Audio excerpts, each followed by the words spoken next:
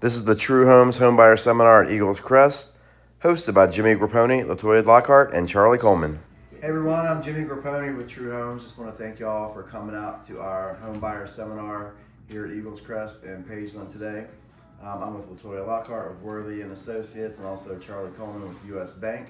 So I'll give you a little bit of information about buying a house. So first off, I do want to tell you a little bit about True Homes in general and about this community as well.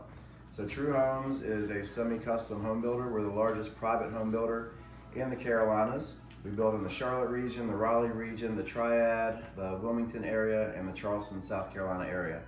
And we'll probably grow into some other developments or areas of the Carolinas as well. But we're like your hometown builder, and we're different from many of the other builders that you'll see. So we're what we call a semi-custom home builder. We got over 75 different floor plans with probably 200 different variations of those floor plans to choose from, ranging from as small as 1,140 square foot for a 3 bedroom, 2 bath ranch floor plan called the Canterbury, going up to homes of over 4,000 square feet, 3 bedrooms. So we kind of run the whole gamut. In the Charlotte area, we've got homes ranging from the mid 200s to where in our Edgewater community on the water, you could build a $1 million waterfront property out there right now as well. So we got something for everybody. One of the big things that we did that we're really excited about is we just launched 4 True Advantage plans. The True Advantage plans, we've got 4 of them. One is a ranch, the other 3 are 2-story homes. They're all based on floor plans that we already have, but we're able to offer them at a significant discount. For instance, we've got a 1,680 square foot ranch floor plan that's based on the Bayside. It is 3 beds, 2.5 baths. At Eagles Crest, our starting price point is anywhere from $25,000 to $30,000 less than the Bayside that it's based on, which is very similar, just a slightly different configuration on the inside. We got another floor plan called the True Advantage 2300 that's based on a home called the Jasper.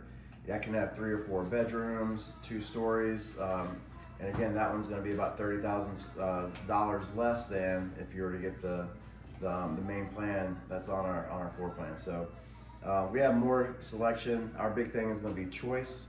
So 33 different floor plans to choose from here just at Eagles Crest. And then each of those floor plans has different variations you can choose from. We do what we call lifestyles. So we've got our open lifestyle, which is going to be the least number of walls. You're going to open up the front door and be right there in the great room pretty much, all the way to our traditional, which we like to say it's not your mother's traditional or your grandparents' traditional home, but it's going to have a little bit more separation between rooms with more walls. Then we got our contemporary and our transitional floor plans. So we offer something, those are a little bit more modern looks. So we offer something for everybody. So I'm gonna let Miss Latoya speak now, and she can talk about what she does. Thank you, Jimmy. I want to say thank you to Jimmy and True Homes for allowing me to have the seminar here today. Most of you here already know me. I am Latoya Lockhart, and I'm a realtor here in South Carolina. I'm a resident of the Pageland, Jefferson area. I'm a realtor with Worthy and Associates, where our motto is educating the buyer, not just purchasing homes. That goes a long way because most people don't know what it takes to purchase a home, or they're afraid to buy a home, and they don't know where to start. They have questions, and that's where I come in to help you and take away that stigma and help you make an informative decision when purchasing a home.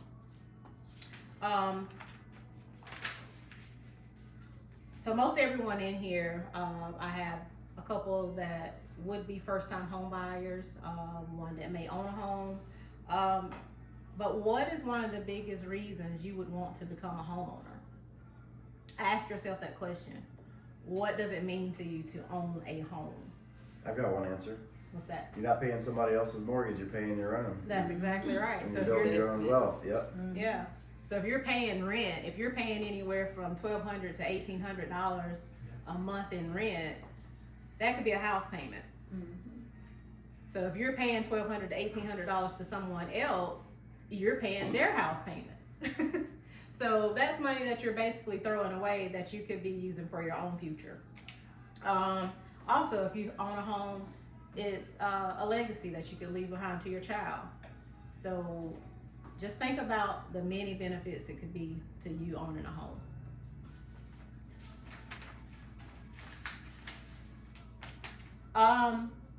Can anybody tell me what equity is? And when you're buying a home, what equity does? Equity is, it's hard to kind of explain it. I know what it is, but it's hard to put it in words. When you purchase a home, you build equity in the house, which is basically, I guess, like the difference in the value of your home. So it's kind of like going back to the investment.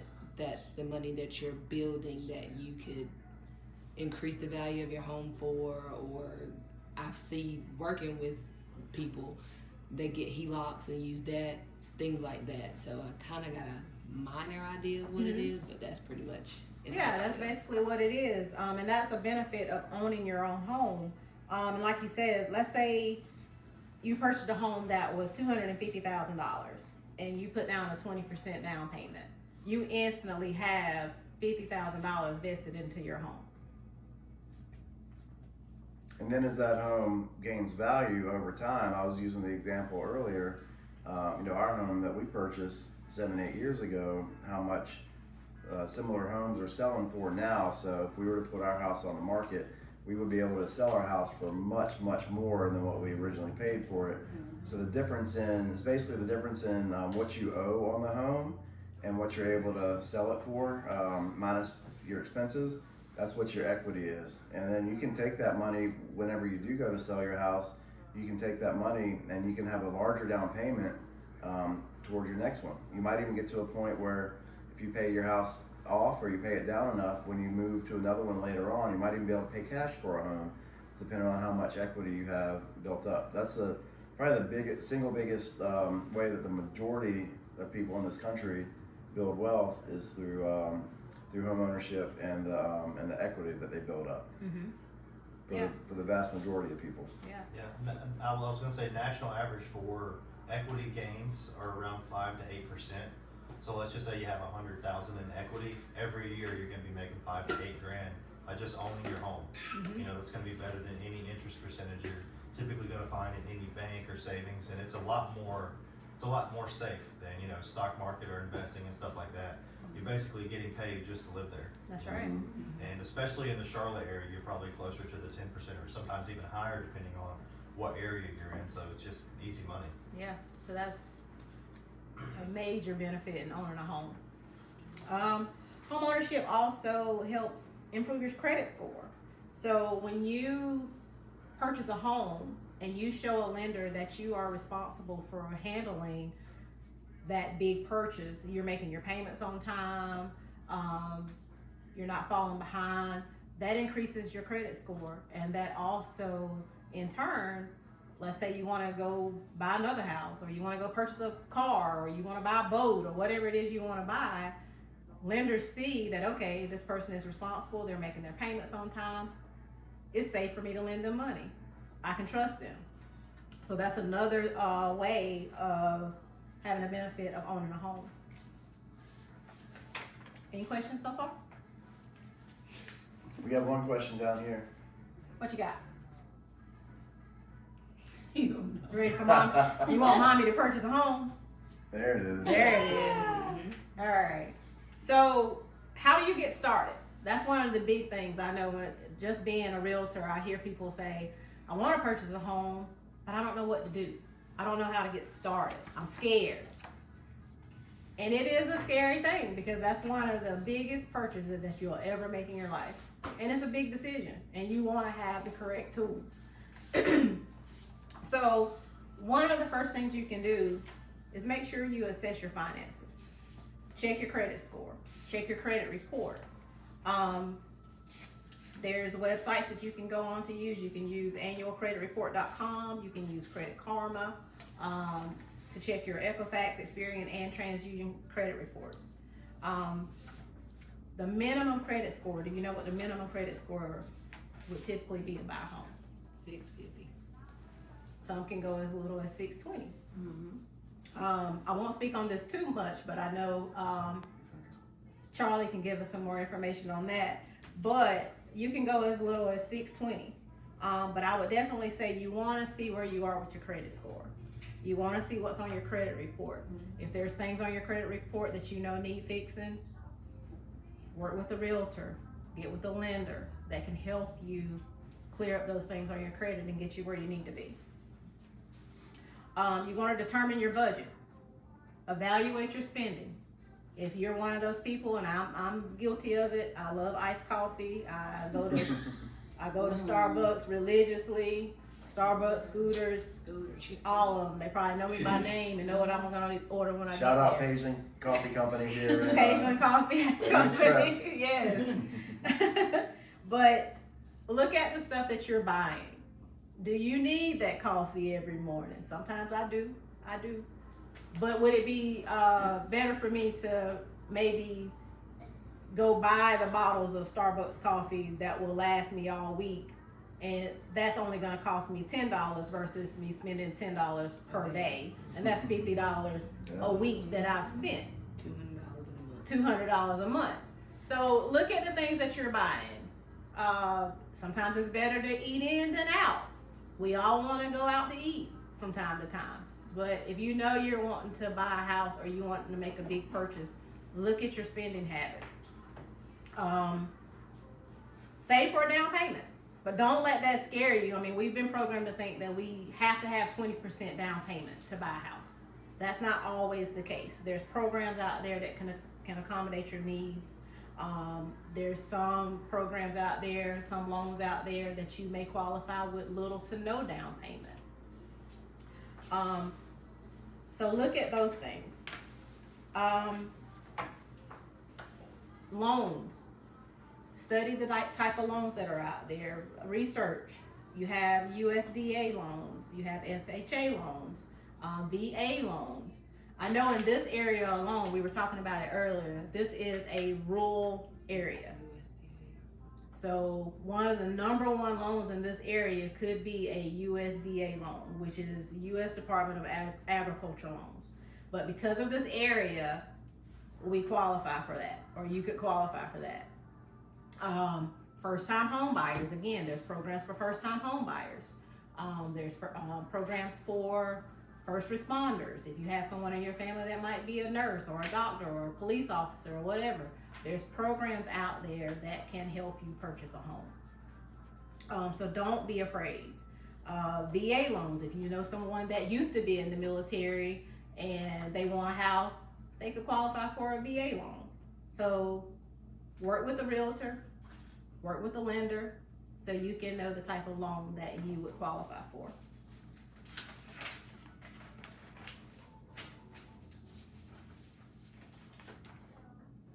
Do you know the documents that you would need to get started? Tax returns. Tax returns. Bank statement. Bank statements. I have one question. You have one question? What's your question? Church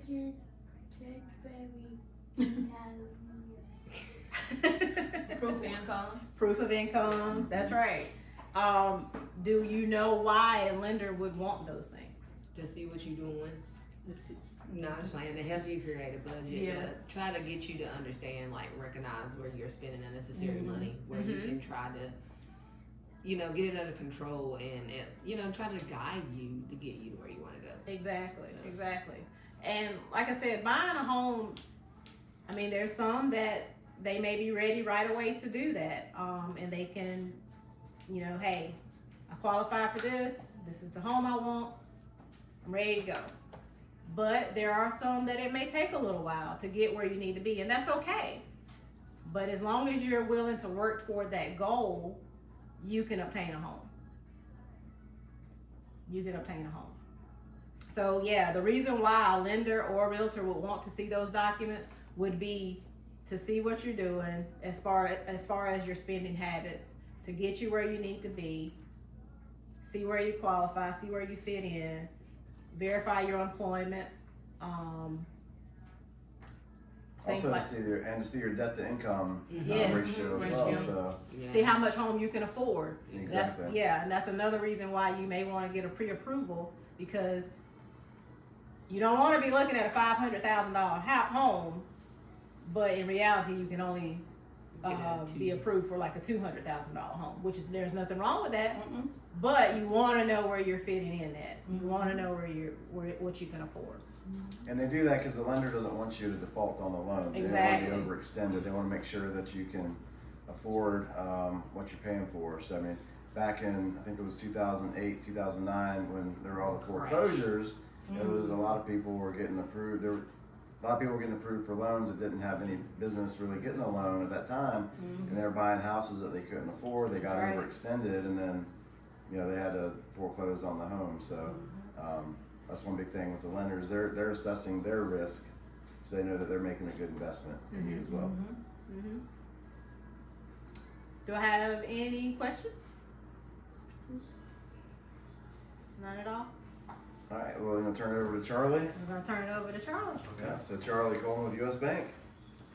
Hey everyone, my name is Charlie Coleman, U.S. Bank. We are a preferred lender with True Homes, so right out the gate, that'll give you $2,000 towards closing costs. We have a deal with them as one of their preferred lenders. Like Jimmy was saying earlier, True Homes is probably the best semi-custom builder you can work with. They're privately owned still, so it's basically like your family or friend builder. They have way more options. They're way more flexible, like we stated earlier, on plans, types of homes, things like that. But basically, in the process of being a lender, I'm the first call when you're interested in purchasing a home. If you think you might be getting into it, in the next year or so, then you want to start with a good lender. U.S. Bank, we are the number 5 lender in the country as far as volume goes.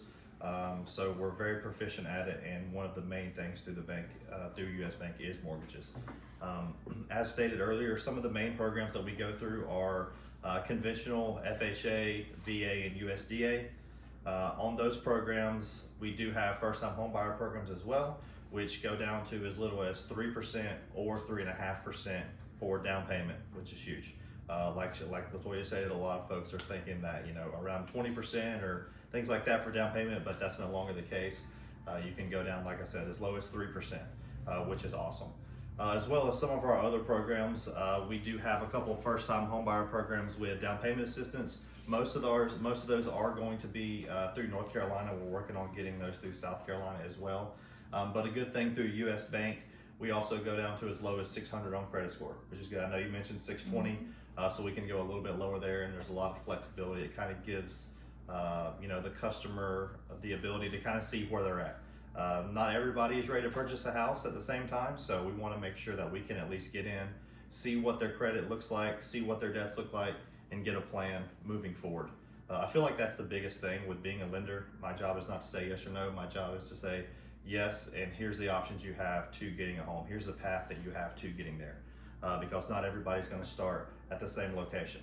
Has anyone purchased a home or have experience with loan officers or anything like that? Or is everybody a first-time home buyer looking into buying a home? To both. First time. Yeah, first time. Okay, awesome. I got one question. What is the question? Ice cream That's not. Oh, that's not a That's a question. statement. Just statement. Yeah, You that's all all right? right. I That's got all you, right. buddy. My son does the same thing. I got a question. Yeah. 4 years old. Yeah. But my job, I feel like, as a loan officer, is to give you the path to getting a home. If you don't feel like your credit is in the right spot, or you're maybe looking into some other debts that you have on what's the best way to move forward, sometimes it's easy as far as paying it off an old cell phone bill, or maybe a couple dollars left on an old car note, something like that. We can do a rescore on the credit and kind of let you know where that would fit into, and give you a timeline: 30 days, 60 days, 90 days. Here's when you might be ready. But we do, like I said, pretty much offer everything from A to Z as far as loans go. And then if not, there are some specialized lenders that I work with as well that can also look into other programs if something doesn't fit. Obviously, the goal is for us to put you in a place where you can be a homeowner at some point in time. If we don't have a program, or if I personally don't have an option to where you can get there, and I know someone that does, then I'll be recommending you there, just to kind of get your foot in the game and kind of get started. Do you guys have any questions as far as lending goes, or how to get started? I do have a question. Sure. So going to like the debt and everything. So when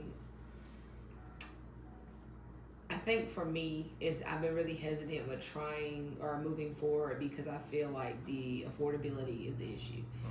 The reason being is I have some things that I want to consolidate, and I feel like where I'm at in the situation that I am in, it's kind of hard to try and get that to where I feel like it would need to be.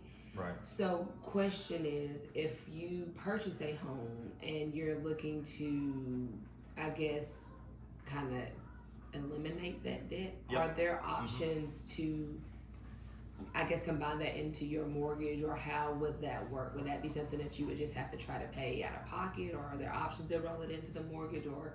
Yeah, typically, as far as that goes, you can't roll those debts into a mortgage. Okay. Obviously, you'll see, loans through banks and stuff like that where you want to consolidate all your debts into one.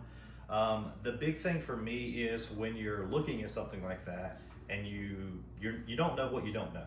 So you're trying to figure out a game plan. I'm here, I want to get to a point where I can purchase a home. The good thing about us, typically where I start out with my clients is, everyone is scared to getting their credit pulled. It's going to take a hit on their credit. Hey, it'll go down this much if I, have a lender look at it. I'm scared to do that because what if that lender doesn't work? Then I have to go somewhere else to also get it pulled. Typically, I tell folks around 30 days, you can pull with a few different lenders and it's not really going to have more than one negative impact on your credit. Obviously, a hard pull will drop you down a couple points, but if you do it once and then you go look at other lenders within a pretty close time range, it's not going to affect it. But typically what I find is the best way for me, I always do a soft credit pull. It doesn't really have any impact on your score, maybe 1 or 2 points, very minimal, but it allows me to see what's good and what's bad. I can look in there and say, hey, you have a few of these debts, you have maybe a collections or, you're higher off balance on your credit cards, things like that. And it'll allow me to see, hey, here's what we're dealing with as far as debts, and here's what we're proposing as far as a mortgage payment goes. Let's say you're looking at a $300,000 home, you're putting X as a down payment. What is that going to make sense for the rest of my debts? Because there's two things with considering debt to income ratio, like we spoke of earlier. The front end, which is going to be your housing debt, which is going to be your principal and interest, your mortgage insurance, homeowner's insurance, and your taxes. That makes up the front end. And then the back end is your housing debt combined with any other debt that you have, student loans, credit cards, car notes, things like that.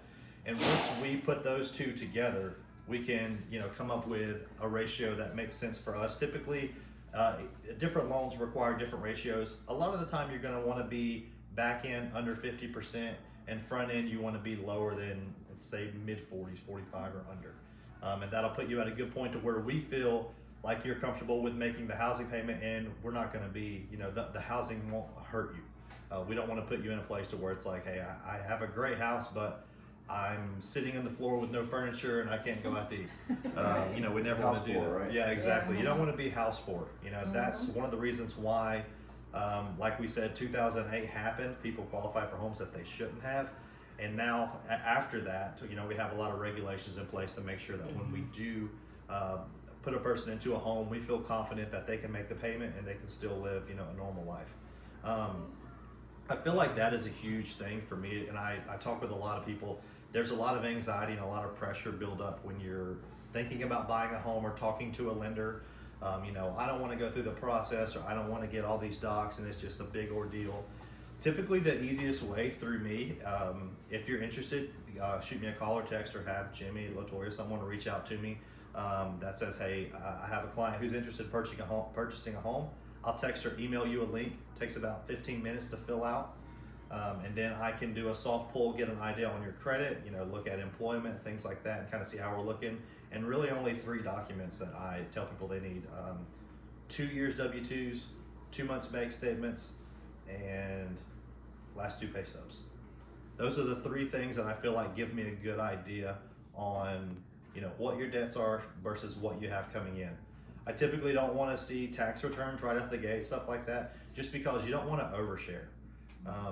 You want to just give them exactly what they ask for and not anything additional, because sometimes that could hurt you in the long run. So it's always good that you communicate with your lender on exactly what needs to be done. If we're not dealing with a loan type that requires tax returns or things like that, then that's just more documents that you have to come up with and more time that you have to invest in it. That's not really needed.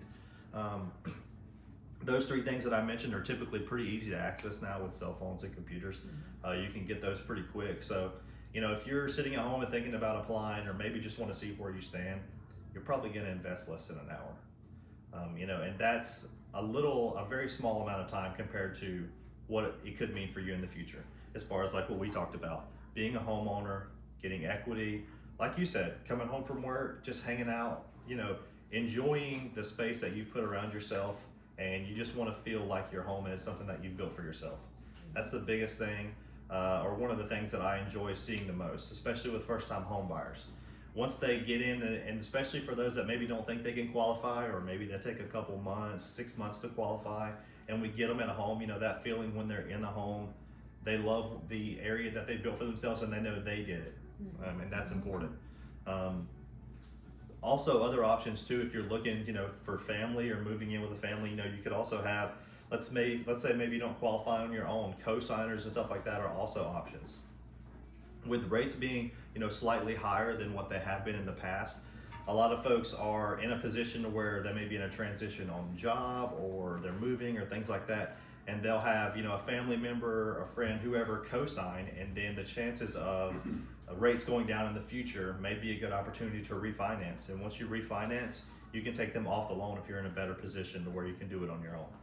That way you can lower the rate, you take that pressure off of them, because the last thing, you know, if you tell a family member or something like that, hey, I want to, you know, purchase a home, I feel like you would be, you know, in a good place to be a co-signer on it. They don't want to be stuck on a house loan with you for 30 years, you know, or you know, maybe even 5 to 10. And the option of refinancing and getting it on your own in the future is always there. So it's not something that's going to be stuck with them forever if they're in a good position to help you out temporarily to get in there. So that's also an option as well. Excuse me. But I do feel, as far as US Bank goes, like I said, we're one of the top lenders in the country. We pretty much have almost everything that can benefit, you know, first-time home buyers. If you're looking to sell, investment opportunities, things like that, we're definitely a good fit, especially with True. They're an amazing builder, and with us being preferred, you're already getting that credit starting out. But yeah, we're definitely a top option, and I feel like we're a great resource, and thank you guys for coming out. Do you have any more questions or anything? I've got one. So a lot of people kind of get hung up or preoccupied on a certain type of loan. Yep. So like we're in a rural area, so they're like, I want to get USDA, or Yep.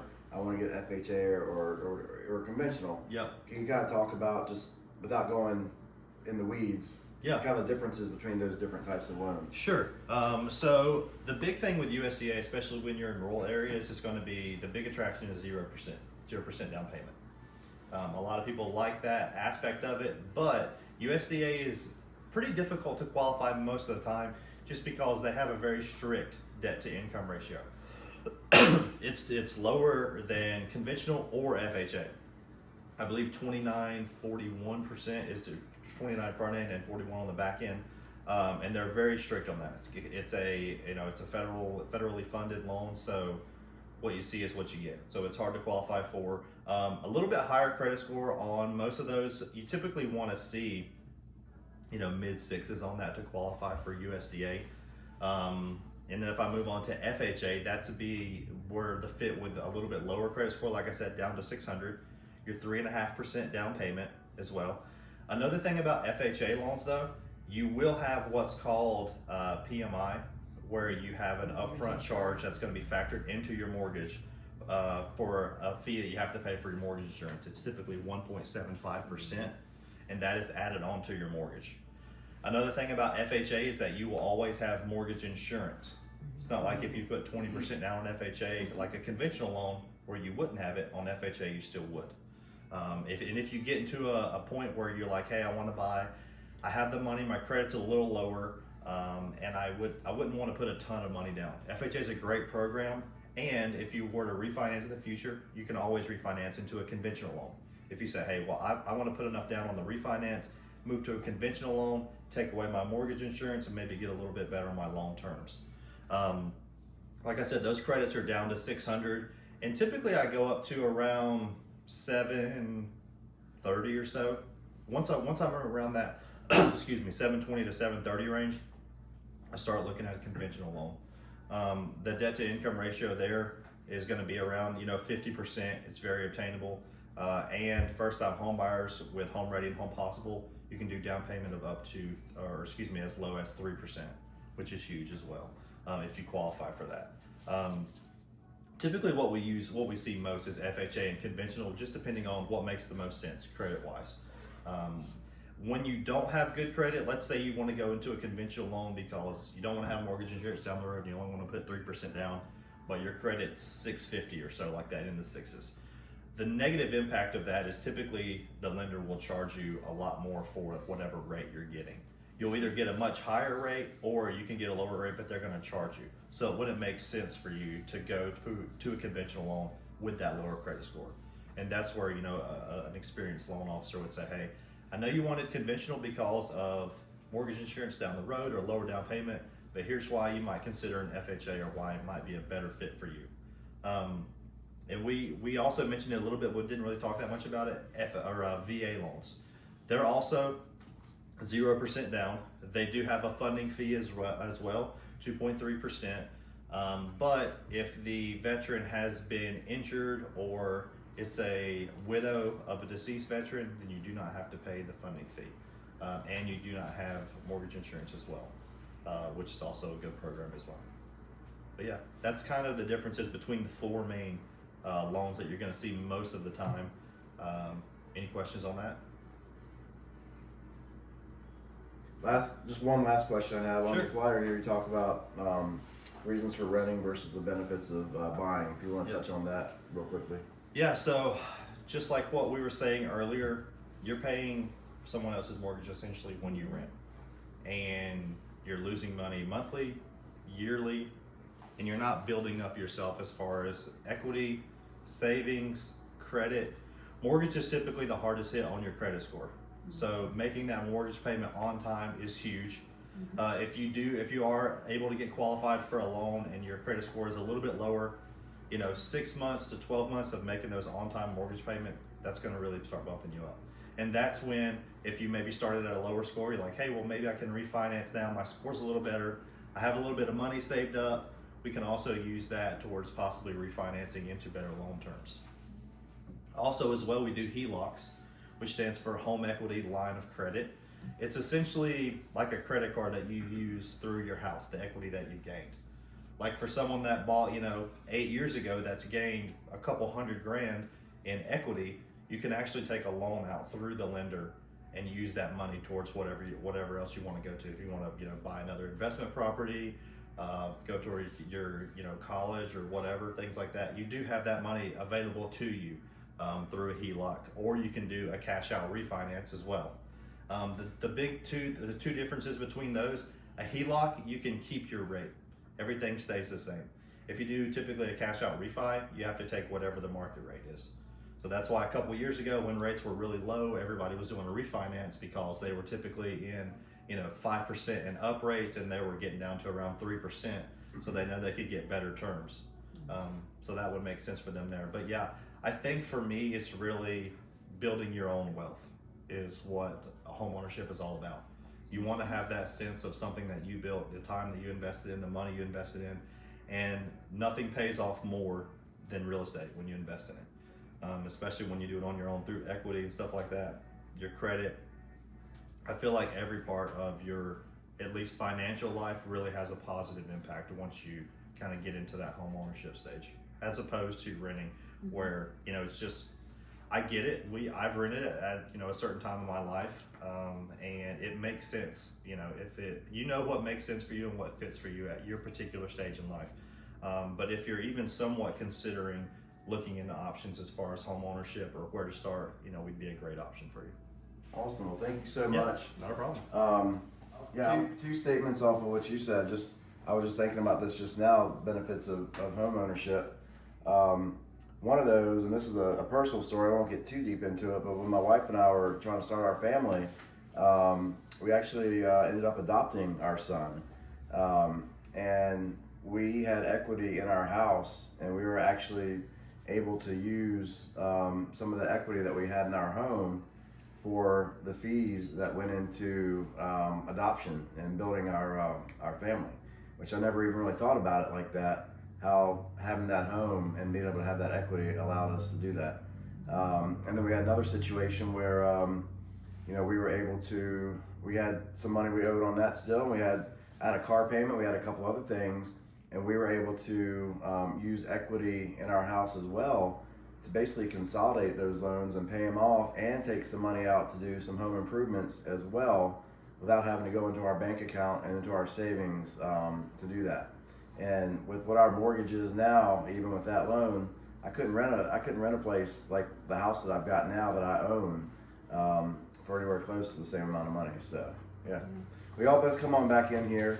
Once again, I want to thank both of y'all for being out here. So try to do home buyer seminars out here, once a month with Latoya here and with our lender partner, U.S. Bank.